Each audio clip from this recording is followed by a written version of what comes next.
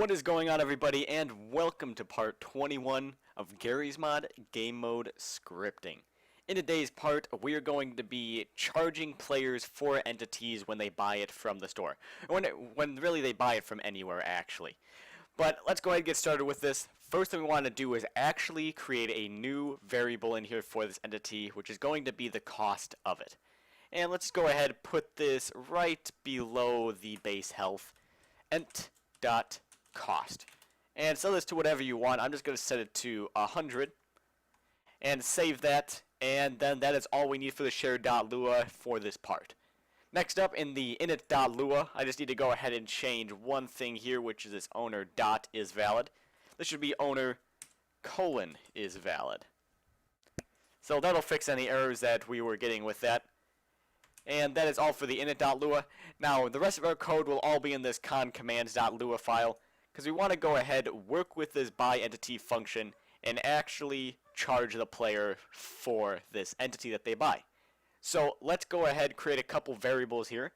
The first one is going to be the player's balance. So local balance equals ply colon.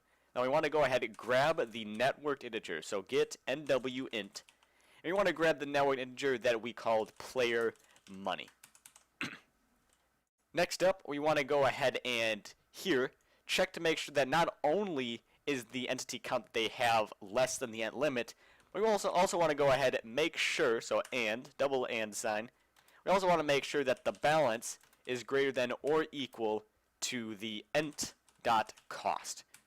So as long as they have $100 or more, they'll be able to buy it, or this code will be able to run. Next up, we want to go ahead and deduct 100 from this player's balance. So ply colon set nwint.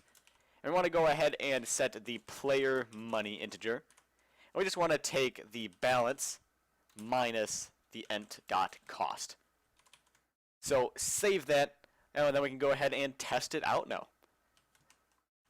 So F4 menu, shop, and currently we don't have any money, so if I try to spawn it, nothing will happen.